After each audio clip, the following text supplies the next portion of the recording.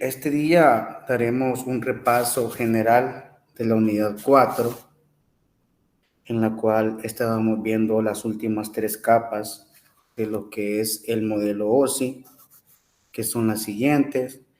Estábamos hablando de la capa de sesión, la capa de presentación y aplicación. También estuvimos viendo sus principales objetivos y la interacción que tienen estas ambas. De manera general, vamos a comenzar con la capa 5, que es la de nivel de sesión. Esta capa es la encargada de establecer el enlace de comunicación o sesión entre las computadoras, ya sea emisora o receptora. En este caso, siempre hablando de manera retroalimentaria cliente-servidor. Esta capa también gestiona lo que son las sesiones que se establecen entre ambos nodos. Siempre la metodología es cliente-servidor.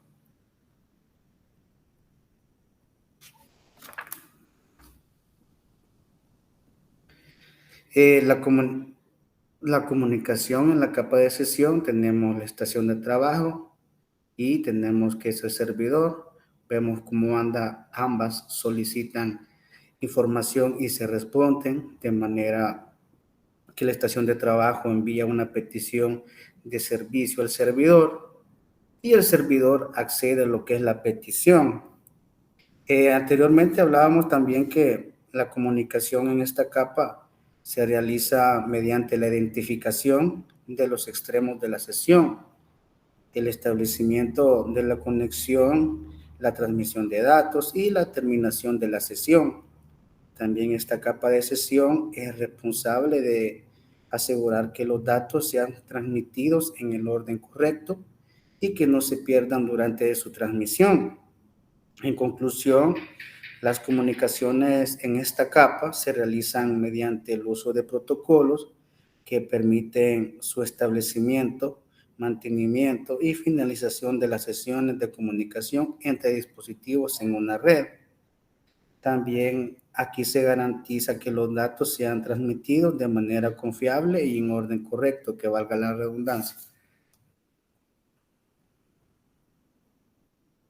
Bien, tenemos los tipos de protocolos del modelo OSI. La capa de sesión del modelo OSI es la responsable, ¿verdad?, de mantener y finalizar las conexiones entre ambos dispositivos. Esta, para que funcione, tiene protocolos orientados a conexión, que son aquellos que establecen una conexión entre dos dispositivos antes de iniciar una transferencia de datos. También vemos aquí que los protocolos sin conexión no establecen una conexión antes de la transferencia de datos. En cambio, aquí cada paquete se envía de manera individual y se entrega al dispositivo de destino de manera independiente. Como pueden observar en la presentación, se muestran los ejemplos de estos protocolos. Vemos que en los protocolos orientados a conexión tenemos que operan de forma parecida a una llamada telefónica. En este caso, la sesión se establece llamando a la persona con la que se desea hablar. Y los protocolos sin conexión, estos se parecen más bien a un sistema de correo regular. Nos proporciona lo que son direcciones pertinentes para lo que es el envío de paquetes y estos pasan a enviarse como si se echara a un buzón de correo. Esto es con respecto a los tipos de protocolos que se manejan en el modelo OSI, lo que hacen funcionar lo que es el envío de paquetes. Como ustedes saben, cuando hablamos de paquetes, estamos hablando de todo tipo de información que circula a través de un medio guiado o no guiado.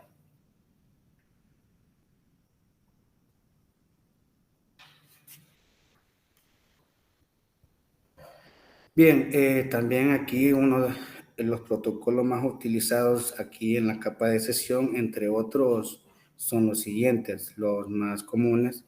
Tenemos que es el protocolo CSP, que es protocolo de copia segura. Tenemos el protocolo RSP, que este es una mezcla de lo que es el protocolo SSP. También tenemos los sistemas de archivos de red, los protocolos NFS.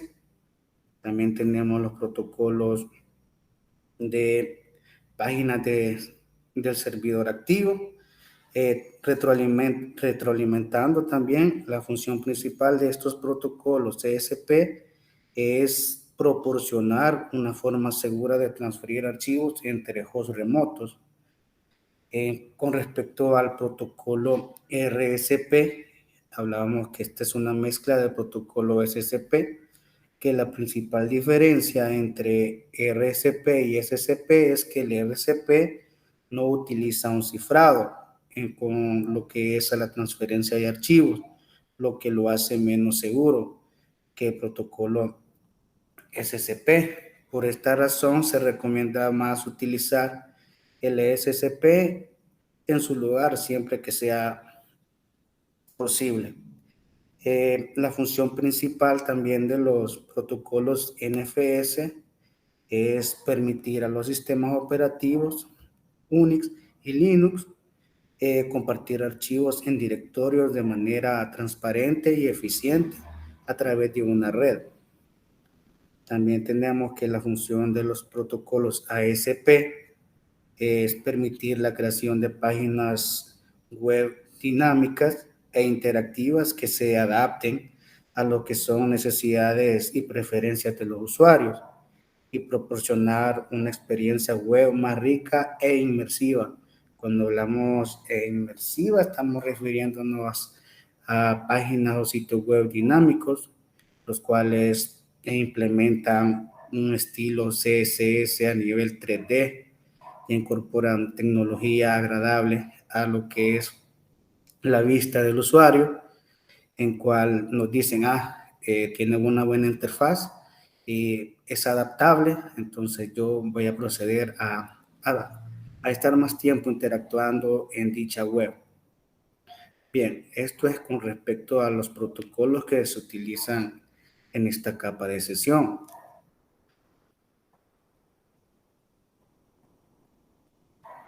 Tenemos también que la capa de sesión proporciona los siguientes servicios. En este caso, ustedes pueden observar tres. Vemos el servicio de control de diálogo, que aquí tenemos dos tipos de comunicación para transmitir los datos, que son full duplex y half duplex, alternando entre ambos sentidos, con la principal diferencia entre estos dos tipos de comunicación es que la full duplex se pueden enviar y recibir datos al mismo tiempo, mientras que la otra tipo de comunicación, los dispositivos deben alternarse para recibir datos. Más adelante vamos a ver y vamos a retroalimentar en qué consiste más detallado estos dos tipos de comunicaciones, para que hagamos memoria de lo que hemos venido desarrollando anteriormente. También tenemos otro de los servicios, que es servicio de agrupamiento, que aquí tenemos el flujo de datos, se puede marcar para definir grupos de datos. También tenemos otro servicio que es la recuperación. Este servicio proporciona un procedimiento de puntos de comprobación. Bien, ahorita vamos a ver en qué consiste la comunicación full duplex y half duplex de manera retroalimentaria, perdón. Me permiten, solo configuro lo que es el audio.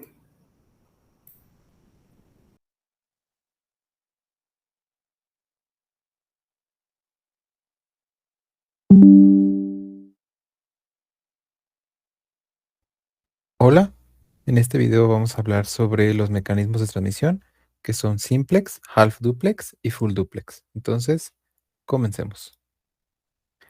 Bueno, aquí tengo el mecanismo de transmisión simplex, que es transmisión de una sola vía, es decir, El emisor únicamente transmite y el receptor únicamente recibe.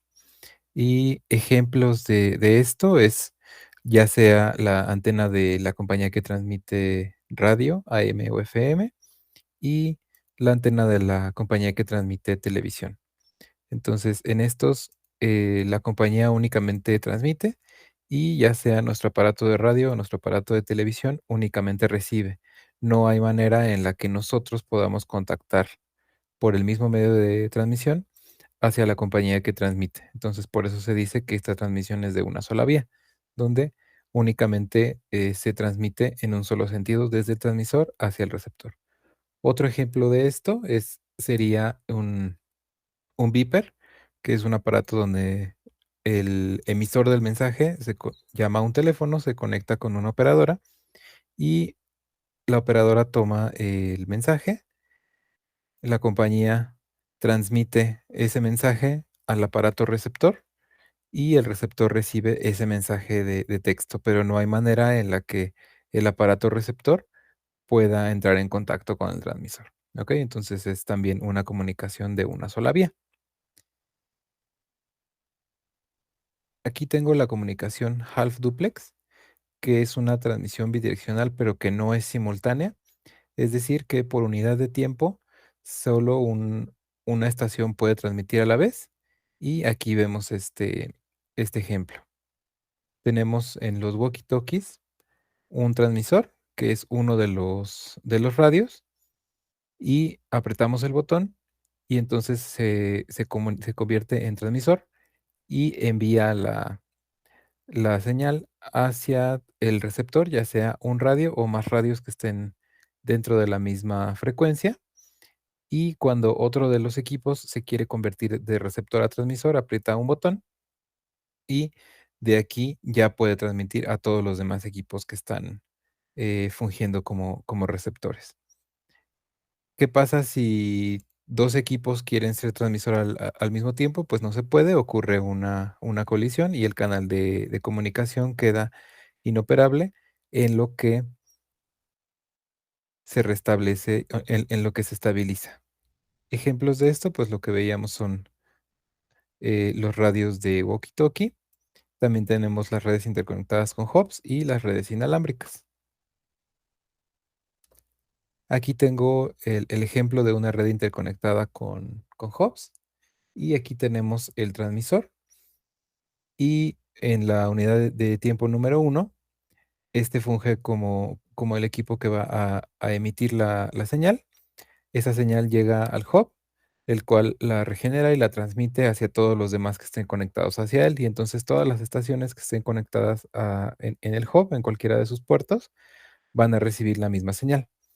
De manera análoga, en la unidad de tiempo 2, esta estación detecta que el canal no está siendo utilizado, quiere transmitir, envía una señal, el hub la captura, la retransmite a todos los puertos y las demás estaciones la reciben. Otra vez, ¿qué es lo que pasa cuando dos quieren transmitir en la misma unidad de tiempo? Bueno, pues el canal se satura y ocurre una colisión. Se necesita esperar a que el canal se disipe la transmisión fallida que está para que alguno de las estaciones pueda transmitir. Y aquí vemos que tenemos el access point, que funge como punto central en la red inalámbrica. Hay un equipo que transmite hacia el access point y el access point puede reenviar esa señal hacia todos los demás. Y tenemos un medio de transmisión compartido que son las ondas de radio.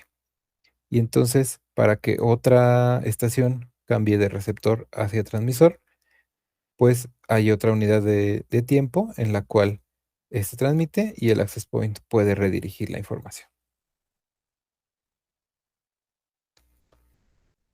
Tenemos el mecanismo de transmisión full duplex, en la cual tenemos una transmisión bidireccional de manera simultánea, donde utilizamos el mismo medio para transmitir y recibir datos. Pues, una de las maneras de implementarlo, bueno, pues es tener dos enlaces simplex, que son de una sola vía, y tener uno dedicado para transmisión y otro dedicado para recepción. Como los equipos pueden transmitir y recibir al mismo tiempo, no es necesario que tomen turnos para hacer el envío de sus datos. Algunos ejemplos de esto pues pueden ser los teléfonos convencionales, ya sean fijos o móviles, en los cuales podemos nosotros hablar y escuchar al mismo tiempo. Entonces, es una comunicación completamente bidireccional, es decir, full duplex. Y en las redes que están interconectadas con un switch, tenemos un par trenzado para transmisión y un par trenzado para recepción, por lo cual cada uno de los equipos tiene un canal dedicado para transmitir y otro canal dedicado para recibir, por lo cual pueden tener una comunicación bidireccional de manera simultánea.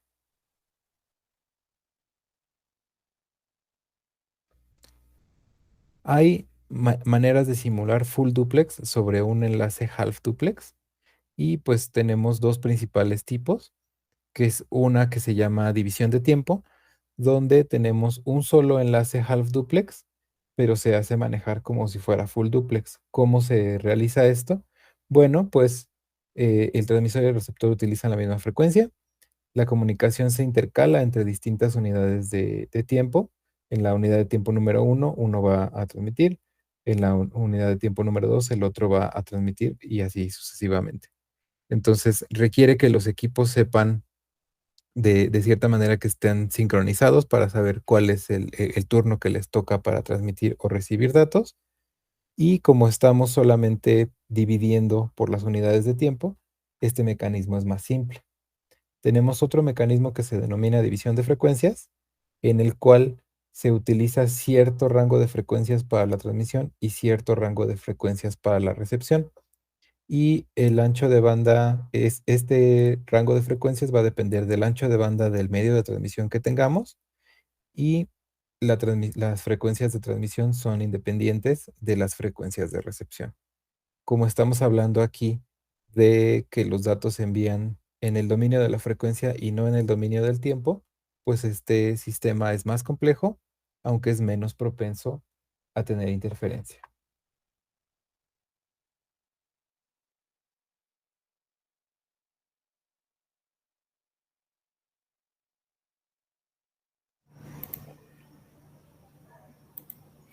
Bien, en términos generales, el tipo de comunicación dúplex utilizado va a depender del sistema y del tipo de datos que se estén transmitiendo y depende del ancho de banda en el cual usted esté desarrollando este tipo de comunicación.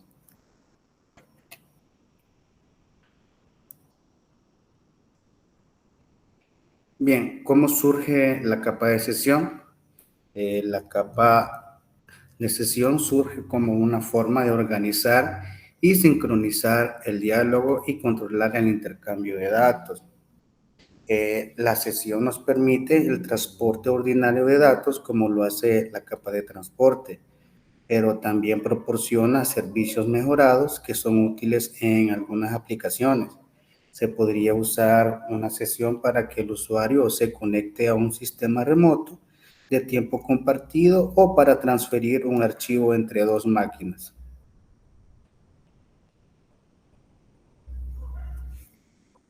A continuación vamos a ver ya la funcionalidad de lo que es la capa de sesión ya de manera más gráfica y más detallada para que entendamos a fondo lo que es su funcionamiento.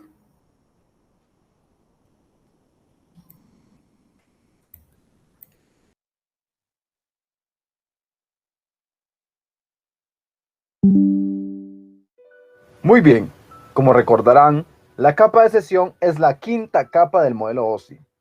Esta capa no tiene nada que ver con el contenido de la información.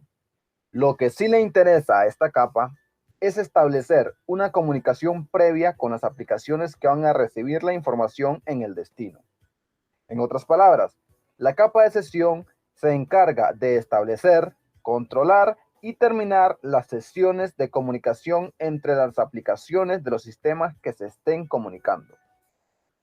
Para lograr establecer una sesión, la capa de sesión mantiene diálogos entre las aplicaciones que se están comunicando. Ahora, ¿por qué es necesario establecer una sesión antes de enviar los datos? Para responder a esa pregunta, veamos lo siguiente. A modo de ejemplo, vamos a hacer una simple comparación que ojalá nos sirva para que quede claro el por qué la necesidad de establecer una sesión. Imaginemos que queremos almacenar 1000 cajas en una bodega que se encuentra a decenas de kilómetros de distancia. Y sin consultar previamente al encargado de dicha bodega, enviamos las 1000 cajas para que se almacenen. Al llegar el vehículo con la mercancía, se dan cuenta por el encargado de bodega que no hay espacio para almacenar tantas cajas, porque ha estado recibiendo y almacenando productos de otras empresas, que por mucho se pueden almacenar 300 cajas. En este caso, tendremos que regresarnos con 700 cajas y guardar únicamente 300. Ahora, si en ese mismo caso, la persona que necesitaba almacenar las 1000 cajas hubiese llamado al encargado de bodega para ver la disponibilidad del almacén, se hubiese ahorrado el trabajo y las pérdidas que le supuso transportar toda esa cantidad de cajas para que al final solo 300 de ellas pudieran ser almacenadas. De este ejemplo tan sencillo, podemos sacar por conclusión y lógica que es mucho mejor que los dispositivos que pretenden compartirse información se comuniquen de algún modo previamente para, de este modo, conocer la disponibilidad del recipiente de la información y evitar pérdidas en el camino o evitar congestionar al dispositivo receptor. Por esta razón, es que las aplicaciones deben estar comunicadas para conocer la disponibilidad y también para saber cuánta información son capaces de recibir y cuándo deben cortar el enlace o de otro modo terminar la sesión. Este trabajo lo realiza entonces la capa de sesión. Luego, este diálogo que mantiene esta capa con las aplicaciones locales y remotas lo puede hacer de dos maneras distintas. Primero, puede hacerlo full duplex y segundo, half duplex. Cuando hablamos de full duplex, nos referimos a que la aplicación local puede estar recibiendo mensajes de control de la aplicación remota y al mismo tiempo la aplicación local puede estar enviando mensajes de control. En otras palabras, aquí tenemos una comunicación bidireccional simultánea. Ahora, cuando la capa de sesión se comunica de modo half duplex, las aplicaciones local o remota solo pueden hacer una cosa a la vez. Es decir, reciben mensajes de control, pero no envían al mismo tiempo. O al revés, envían, pero no reciben al mismo tiempo. También es bueno aclarar que en un mismo equipo puedes tener abiertas muchas sesiones al mismo tiempo. El límite realmente lo pone tu memoria RAM y procesador. Por ejemplo, cuando en tu computadora abres el navegador web y en este abres muchas pestañas, abres una pestaña para YouTube, o una para Facebook, otra para ver el New York Times, otra para ver tu bandeja de correos, etc. En este momento, no solo tienes una sesión habilitada, sino muchas. Cada una de esas pestañas abiertas significa una sesión distinta abierta, a pesar de que estamos utilizando un mismo navegador web para visitar distintos sitios web. Se nos abrirá una sesión para cada sitio que visitemos. Ahora bien, si quieren ir más allá, pueden abrir la consola de comandos o el CMD en Windows y escribir el siguiente comando.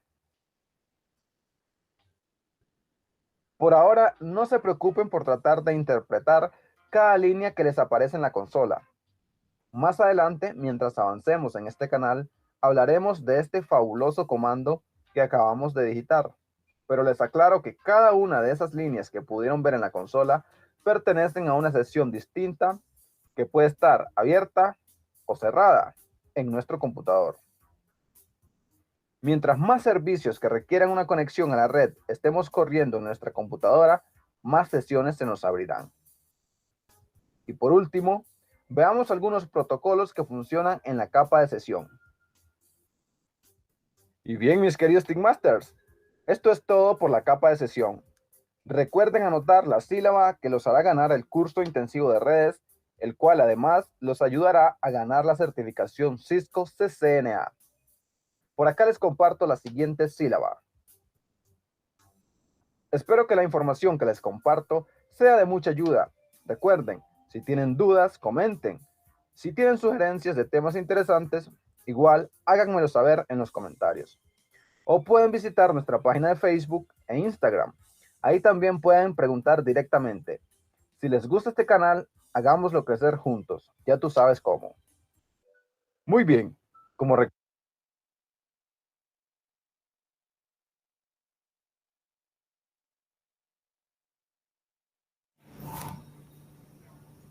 Bien, ya nos quedó claro cuál es la función de esta capa y ya tenemos referencias para ir a indagar más a fondo lo que son estos temas.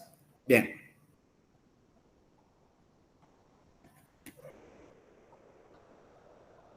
Vamos con lo que es la siguiente capa, que es la capa de presentación, que es la sexta capa del modelo OSI, la cual se encarga de la presentación y la representación de los datos para que puedan ser interpretados por las aplicaciones.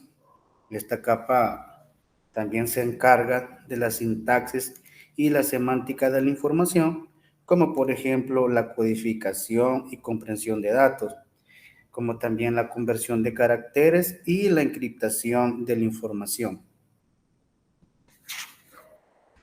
También se encarga de la conversión de formatos y de la representación de los datos para que sean entendibles por el receptor.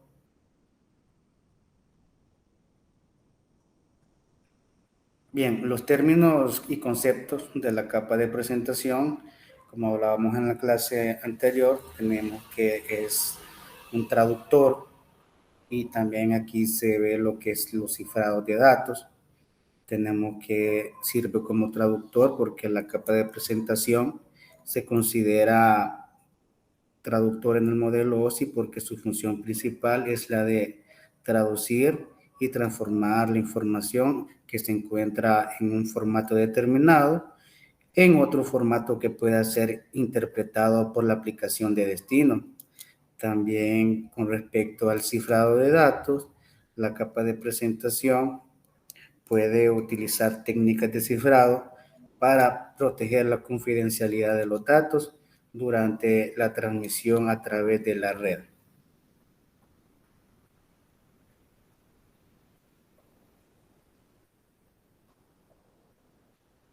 Bien, las funciones de la capa de presentación son varias.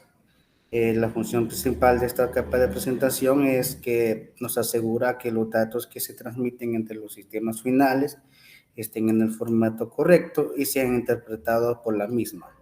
De esta manera, las aplicaciones en ambos extremos de la comunicación pueden intercambiar datos de manera confiable y efectiva.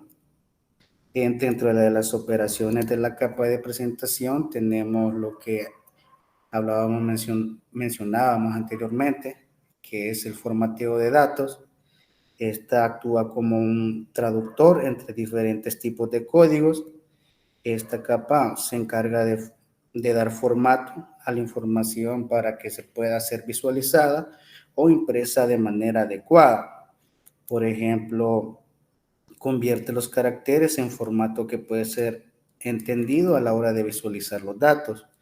Hablábamos también del cifrado de datos, que protege la información durante la transmisión. También la comprensión de datos, que aquí se usan algoritmos para reducir el tamaño de los archivos. Estos algoritmos buscan patrones de bits que ya sean repetidos, que se encuentren en el paquete o archivo, y es entonces cuando lo reemplaza con un token. Ustedes sabrán, un token es un patrón de bit mucho más corto. También aplica a los datos procesos criptográficos, que vamos a ver cifrado simétrico y asimétrico. También define la estructura de los datos a transmitir. Bien, vamos ahora con lo que es la criptografía. Hablando de criptografía, esto es equivalente a decir cifrado de datos. ¿Qué es la criptografía? Esta es una técnica bastante antigua que busca cifrar un texto o una información para que solo el emisor y el receptor puedan descifrarlo. Este se basa en complejos algoritmos. Pueden ver cómo se cifra a través de la estructura de su funcionamiento, que pasa por un canal inseguro, se cifra y se descifra a través del receptor. Bien, a continuación veremos el siguiente video acerca de la criptografía, que es un tema muy importante hoy en la actualidad, ya que se utiliza para proteger la información en línea, ya sea desde transacciones financieras hasta conversaciones privadas.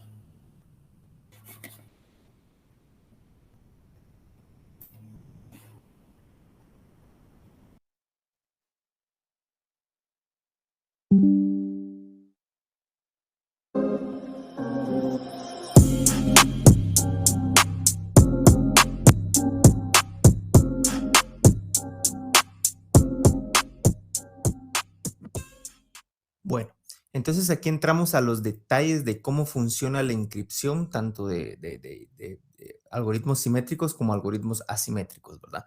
Empecemos por lo básico. Algoritmos simétricos. Bueno, la ventaja es que, bueno, los algoritmos simétricos y asimétricos, la diferencia es que los simétricos se utiliza la misma llave tanto para encriptar como para desencriptar, y los asimétricos es que se utiliza una llave para encriptar y otra llave para desencriptar, ¿verdad? Esa es la gran diferencia. Ahora bien, las ventajas de los algoritmos simétricos es el performance, es el rendimiento. Por ser una simple llave, o sea, no una simple llave, pero una única llave, la que se utiliza, el rendimiento o el performance, tanto para encriptar como para desencriptar, es muy bueno. Ahora bien, las desventajas de los algoritmos simétricos es la cantidad de llaves a utilizar y el medio por el que vamos a transportar estas llaves. ¿Qué significa esto? El medio significa que si yo voy a utilizar exactamente la misma llave del lado del cliente como del lado del servidor, en algún momento tuve que intercambiarlas, ¿verdad? Y si esa llave la intercambié yo y me la robaron en el camino, significa que el personaje o la persona que me lo robó va a poder tanto encriptar como desencriptar la información. Entonces ahí es básicamente como que estuviéramos intercambiando, perdón, información en texto plano, ¿verdad? Y la otra es la cantidad de llaves. Si bien es fácil distinguir que entre un cliente y un servidor se utilizan dos llaves, es decir, una del lado del cliente y una del lado del servidor, cuando pongamos el ejemplo de una empresa de cinco personas, una empresa, un startup de 5 personas. Entonces ahí la fórmula es n por n-1 dividido 2, es decir, 5 por 4 dividido 2. Entonces, una empresa de 5 personas tendría que utilizar 10 llaves, es decir, 5 por 4, 20. Y esto dividido 2, pues 10, ¿verdad? Y si vamos sumándole números o empleados, esto se vuelve exponencial. Hagamos el ejemplo con 10. Una empresa de 10 empleados, pues 10 por 9, pues 90, dividido 2 es 45. Entonces, si bien con 5 empleados utilizamos 10 llaves, con 10 empleados utilizamos 45 llaves. Entonces, esto se empieza a poner un poco complicado cuando vamos sumándoles y sumándoles. Como 100 con 1000 pueden hacer ustedes la fórmula. Poner los datos y verán que la cantidad de llaves se vuelve en algún punto incontrolable, ¿verdad? Los ejemplos de algoritmos que son simétricos tenemos pues el más, no quiero decir el más viejito, pero sí el más viejito que realmente se utilizó, que es DES, luego vino Triple DES y bueno, tenemos AES, por ejemplo, y los tamaños de llaves, y bueno, y hay muchos más, ¿no? A efectos del examen, lo que más me interesa que se aprendan no es tanto el algoritmo en sí como tal, que sí lo tienen que repasar y sí lo tienen que leer, pero más que todo es la funcionalidad, ¿verdad? Los tamaños de llave que se tienen para estos algoritmos simétricos pues son relativamente pequeños cuando se comparan con los algoritmos asimétricos. Es decir, tenemos, por ejemplo, tamaños de llave de 64, 128, 256. Algunos algoritmos incluso reservan una cantidad de ese tamaño de llave para bits de paridad o para otras tareas. Por ejemplo, DES, por ejemplo, su tamaño de llave es 64, pero reserva 8 bits para paridad y solo el tamaño de llave efectivo es 56, ¿verdad? Y bueno, un ejemplo de cómo funciona esto, tenemos el cliente de un lado, supongamos que tiene una llave X, ¿no? Y quiere enviar el mensaje hola como tal. Entonces encripta ese mensaje con la llave y le da un resultado aquí, no sé, XYZ o algo parecido, ¿no? Luego envía ese mensaje y el lado del servidor que ya tiene que tener la misma llave, y ese es el problema que acabamos de discutir, cómo yo le envío la llave de forma segura. Ese mismo servidor con exactamente la misma llave agarra ese XYZ, lo pasa por la llave y le tiene que dar el mensaje. Hola, ¿cómo estás? Qué sé yo, etcétera, etcétera. Y así es básicamente como funciona el algoritmo simétrico. Ahora nos pasamos del otro lado, al algoritmo asimétrico. ¿Qué ventajas tiene el algoritmo asimétrico? La ventaja es literal que cubre las desventajas del simétrico. ¿Qué significa esto? Que tenemos una cantidad de llaves menor. Como les expliqué al inicio, los algoritmos asimétricos utilizan una llave para desencriptar y una llave para encriptar. Es decir, volvamos al ejemplo del cliente y del servidor. El cliente tiene su par de llaves que se le conoce como llave privada y llave pública, y el servidor tiene su par de llaves que se le conoce como llave privada y llave pública. Las llaves públicas se pueden transmitir, se pueden intercambiar con total libertad. Total libertad. La podemos poner en un FTP inseguro, lo podemos poner en HTTP, no nos importa, la podemos poner donde sea. Por eso es que la llave pública. La clave es nunca compartir o asegurar la llave privada, porque esa es la que no se puede compartir, ¿verdad? Entonces, cuando yo me quiero comunicar, otra vez, vamos al ejemplo de 1000 personas, supongamos. Con 10 no se mira tanto la diferencia, pero con 1000 personas, una empresa de 1000 personas, si yo quiero comunicarme a través de llaves asimétricas, la única cantidad de llaves que tendría, y la fórmula es n por 2, es decir, 1000 por 2. En este caso solo tendría únicamente 2000 llaves. Y cuando hacemos la fórmula de los simétricos, que es n por n menos 1 partido 2, vemos la gran diferencia entre la cantidad de llaves que se manejan en los asimétricos como en los simétricos, ¿verdad? Y la otra ventaja es que podemos, como les dije yo, compartir la llave pública por cualquier medio. No nos preocupa que nos la roben en el camino, no nos preocupa absolutamente nada de eso, porque lo que estamos protegiendo es la llave privada, ¿verdad? Entonces, como se podrán imaginar, la persona encripta, por ejemplo, si yo me comunico bueno, y les voy a dar un ejemplo en unos momentos. ¿Qué algoritmos tenemos acá? Tenemos RSA, DSA, el Gamal, Diffie-Hellman, y se recuerdan, bueno, y la mayor desventaja de los algoritmos asimétricos es el performance. Entonces, si se dan cuenta, las ventajas de uno son las desventajas del otro. El performance de los algoritmos asimétricos no es tan bueno. Sin embargo, ese paradigma se está quebrando un poco por el algoritmo de curvas elípticas. El tamaño de llave de los algoritmos de curvas elípticas se asemeja mucho al de los algoritmos simétricos, entonces ahí se está pues botando un poco ese paradigma, ¿verdad? Pero esas son las desventajas de los algoritmos asimétricos. Entonces, los ejemplos, por ejemplo, supongamos que me quiero comunicar con el servidor otra vez, mismo servidor, solo que en este caso yo tengo mi par de llaves, es decir, llave pública y llave privada, y el servidor tiene su par de llaves, llave pública y llave privada. Lo primero que tengo que hacer si yo le quiero enviar un mensaje hola al servidor es que agarro o tomo la llave pública del servidor, ya sea que se la solicite, ya sea que el servidor la tenga publicada en algún lugar, en un FTP, en un sitio compartido, etcétera, etcétera. Yo lo que tengo que hacer es hacerme de esa llave pública del servidor. Agarro la llave pública del servidor, ¿verdad? Y encripto la palabra hola o el mensaje que le quieren ver. Entonces me da un resultado, XYZ otra vez. Entonces yo lo que hago es enviarle ese resultado encriptado al servidor, es decir, XYZ, y el servidor con su llave privada lo desencripta XYZ y le da el mensaje hola. Ahora se dan cuenta de la importancia de la llave privada. Si el servidor llega a perder esa llave privada, pues básicamente me daría lo mismo, enviar un mensaje en texto plano, porque el atacante pues podría desencriptar esto, ¿verdad? Entonces, si se dan cuenta, yo encripté con una llave y se desencriptó con otra llave. Ahora bien, aquí la clave es, la llave tiene que ser del mismo par. No puede ser mi llave, yo encriptar con mi llave pública y el servidor desencriptar con su llave privada. Perdería toda toda la razón de la encripción o del ser de los algoritmos asimétricos. Tiene que ser del mismo par. Si yo encripto con la llave pública del servidor, el servidor va a desencriptar con su llave privada. Y si el servidor en este ejemplo me quiere responder, pues tiene que agarrar mi llave pública, la llave pública del cliente, encriptar la información, enviármela, y yo con mi llave privada, es decir, el cliente con su llave privada la desencripta, ¿verdad? Entonces, esa es la lógica detrás de los algoritmos asimétricos.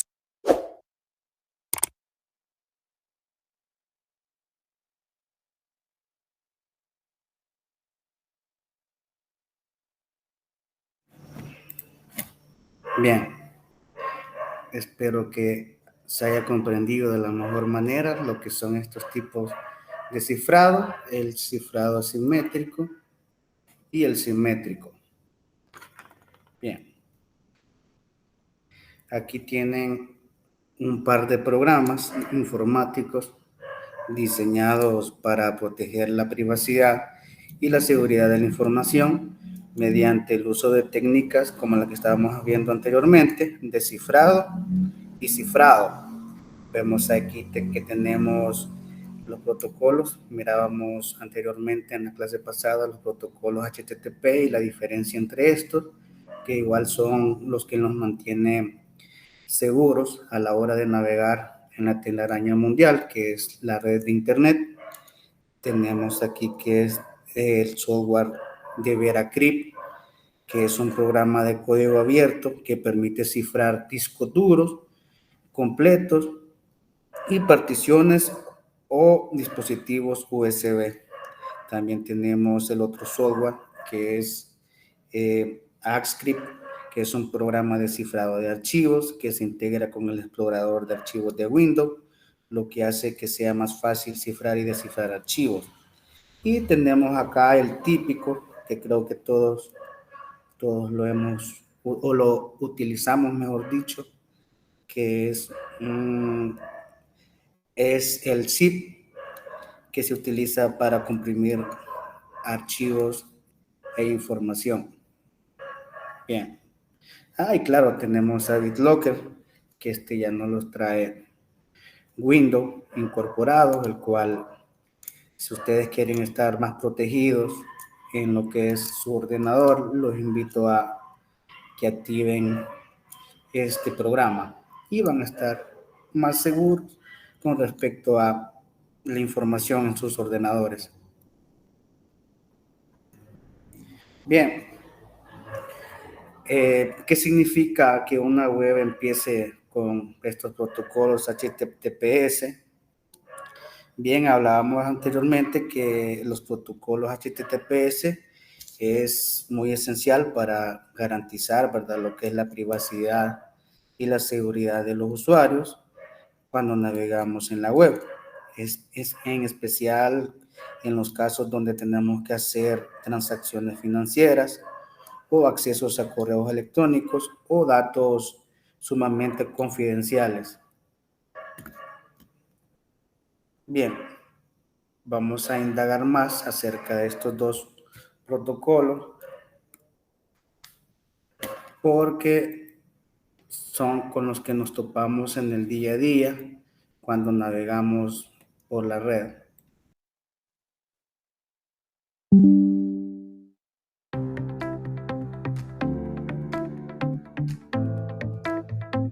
¿Alguna vez te has preguntado qué significa el HTTPS que aparece al comienzo de cualquier URL? Pues verás, HTTPS hace referencia a un protocolo de comunicación de Internet que protege la integridad y la confidencialidad de todos los datos que se intercambian desde tu equipo hasta el sitio web y viceversa. O dicho de otra forma, el protocolo HTTPS cifra la información para que terceros no puedan tener acceso a ella aunque intercepten la comunicación. Cuando una página web utiliza HTTPS, significa que está aplicando 3 capas de seguridad a la comunicación. Cifrado, para mantener a salvo los datos intercambiados. Aunque alguien espíe la comunicación, no podrá saber qué información se está transmitiendo, al ir cifrada. Integridad, para que no puedan modificar los datos intercambiados durante la transmisión y que los enviados por el emisor sean los recibidos por el receptor. Autenticación, para asegurar que el usuario se está comunicando con el sitio web que quiere y no con otro que pueda estar suplantándole. Ejemplos de información que protegemos al utilizar webs con HTTPS. Datos personales como nombre, apellido, dirección de correo electrónico, contraseñas o números de teléfono. Datos bancarios como el número de la tarjeta de crédito. Contraseñas de cuentas de redes sociales como el correo electrónico u otros servicios. Gustos y preferencias obtenidos a partir de nuestro comportamiento al navegar por la red. Ideologías, inclinación política, religión, etc. Datos médicos o relativos al estado de salud, como enfermedades o tratamientos. otro tipo de información contenida en documentos, fotografías o vídeos personales. Es importante mencionar que una web no es fraudulenta por no utilizar el protocolo HTTPS. Es decir, si accedemos a una web que empieza por HTTP, no se trata de una web maliciosa por defecto, simplemente tiene menores medidas de protección y nos exponemos a más riesgos. La mayoría de ellos relacionados con la posibilidad de que un ciberdelincuente intervenga las comunicaciones que tenemos con el servidor y sea capaz de robar toda la información que intercambiamos. ¿Te imaginas que un ciberdelincuente pudiese espiar los datos bancarios en un proceso de compra online? ¿O los mensajes privados que compartes a través de las redes sociales con tus contactos? Si la web no utiliza HTTPS, sería posible. En resumen, si quieres que tus comunicaciones se mantengan cifradas y seguras, revisa bien las URLs a las que accedes y evita todas aquellas que no dispongan del protocolo HTTPS. Especialmente si vas a intercambiar cualquier tipo de información, ya sean datos personales, bancarios o de cualquier otra índole. ¿Tienes dudas? ¿Hay alguna experiencia que quieres compartir? Síguenos en nuestras redes, suscríbete y compártelo.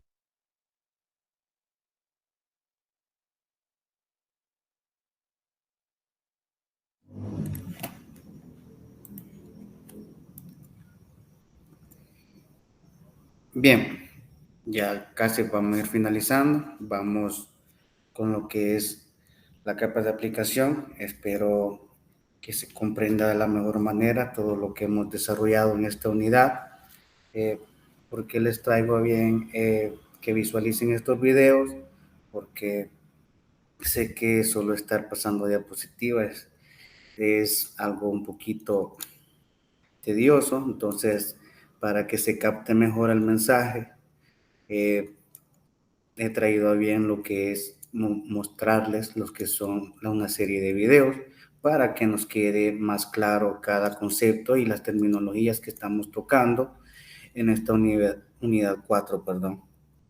Bien, hablábamos que vamos por la capa última, que es la capa de aplicación. Esta capa proporciona servicios de red a las aplicaciones de software que se ejecutan en el sistema final, como los navegadores web, clientes de correo electrónico, programas de transferencia de archivos, entre otros.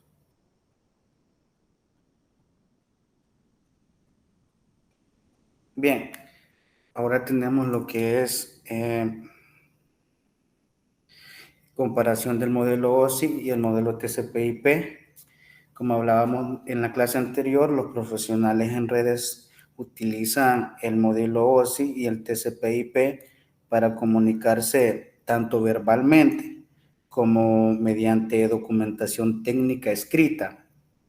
Como tales, los profesionales pueden utilizar estos modelos para describir el comportamiento de los protocolos y las aplicaciones. Vemos que tenemos dos tipos de modelos. Tenemos el modelo OSI, tenemos el modelo TCP/IP, como observan en la presentación. Estos tienen funciones diferentes. Cada capa del modelo OSI tiene una función específica, mientras que el modelo TCP/IP, que es el protocolo de transmisión, algunas capas combinan varias funciones. El modelo OSI se utiliza principalmente como una herramienta de enseñanza y entendimiento teórico, mientras que el modelo TCP/IP es el modelo utilizado ya en la práctica, ya para implementar en la mayoría de las redes.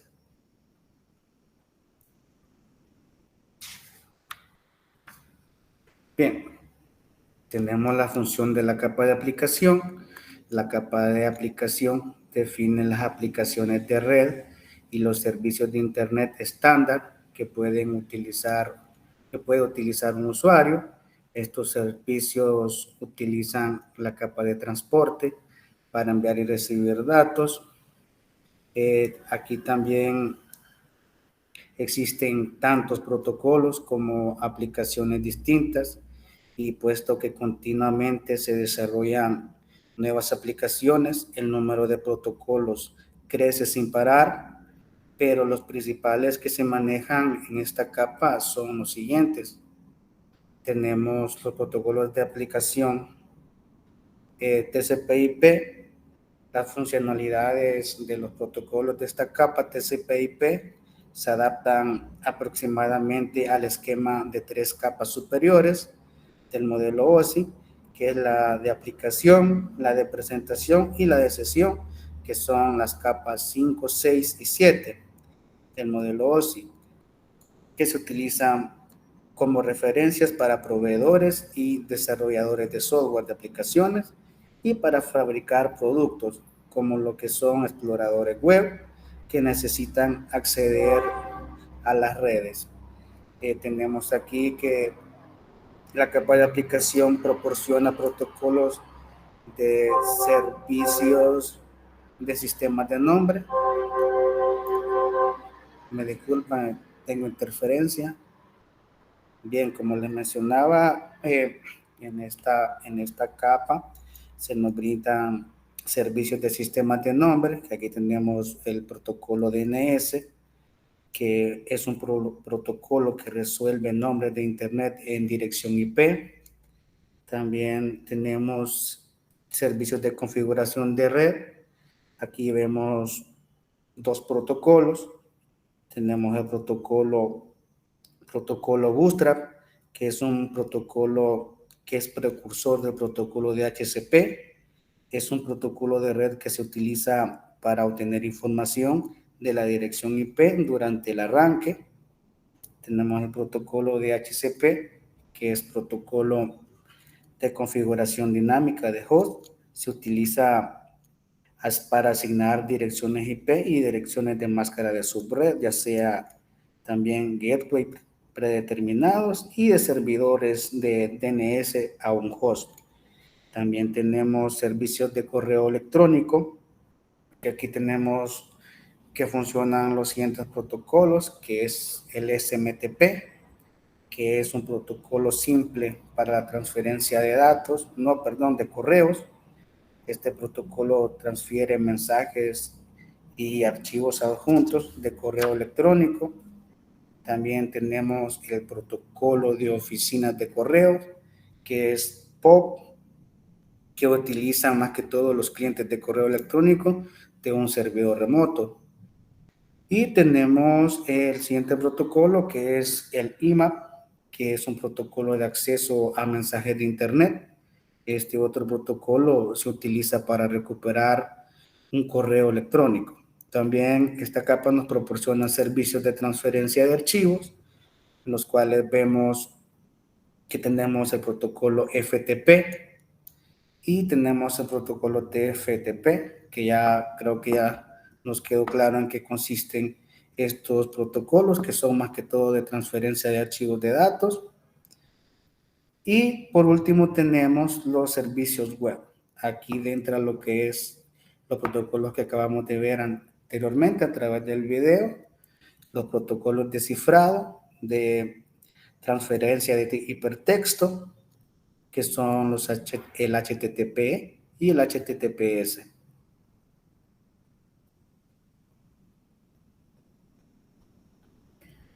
Bien, ahora vamos a ver la interacción entre las capas de sesión, presentación y aplicación. Bien, la capa de sesión, presentación y aplicación del modelo OSI interactúan para proporcionar servicios de red a las aplicaciones que se ejecutan en un dispositivo final. A continuación, vamos a ver el último video en el cual se describe brevemente la interacción entre estas 3 capas, las cuales hemos desarrollado en esta noche.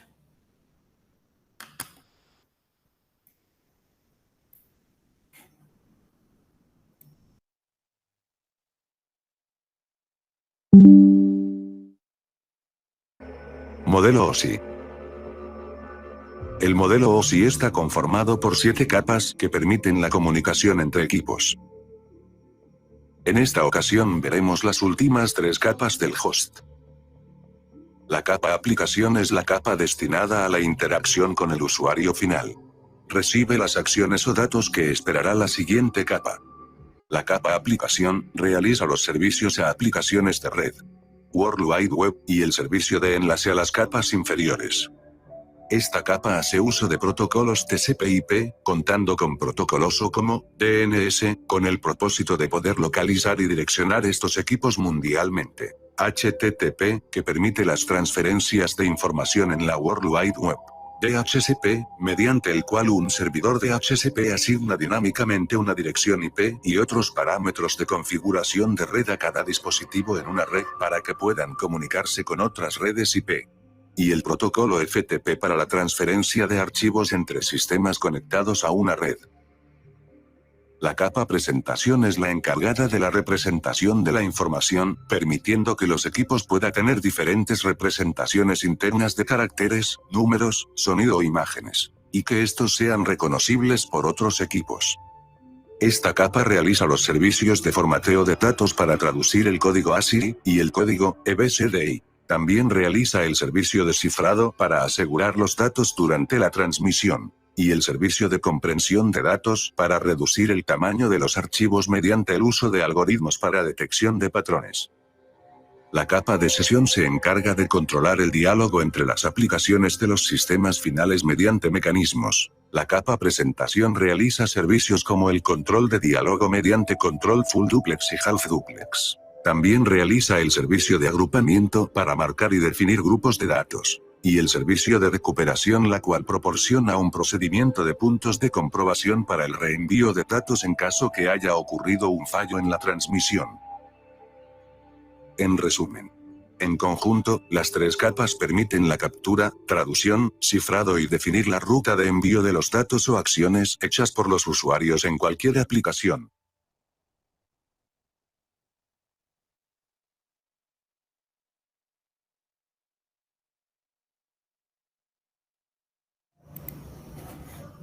Bien, ya para finalizar con esta unidad 4, como observaron, cada capa desempeña una función importante en el procesamiento y transmisión de datos a través de la red y trabaja en conjunto con las demás capas para garantizar que los datos que se transmitan sean de manera segura y eficiente. La interacción entre las capas de sesión, presentación y aplicación es un aspecto muy fundamental del modelo OSI que nos permite que las aplicaciones se comuniquen de manera efectiva en la red y disfruten de servicios de red de alta calidad.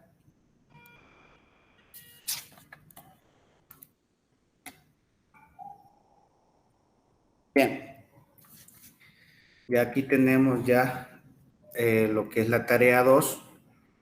Creo que ya la mayoría de ustedes ya tienen acceso a lo que es la consigna de esta tarea, la cual tiene una ponderación del 15%, que deben de leer cuidadosamente la guía a seguir, siguiendo cada instrucción y responder todas las interrogantes que se planteen en el camino. La entrega será la guía desarrollada en PDF con capturas de los avances más el archivo. El ejercicio, como ustedes pueden observar, es sobre un enrutamiento estático entre dos redes independientes. Como ustedes pueden observar, la red A, la red B, se les pide seleccionar los elementos que conforman ambas redes, que son dos routers 1841, dos switch 495024 y dos ordenadores. Dentro de las redes de datos, como ustedes saben, tenemos dos tipos de envío de datos para enrutar paquetes de una red a otra, que tenemos el enrutamiento estático y el enrutamiento dinámico. Como ustedes pueden observar, así es la estructura de la topología que se les ha solicitado en la guía. No sé si tienen alguna pregunta con respecto a esta tarea.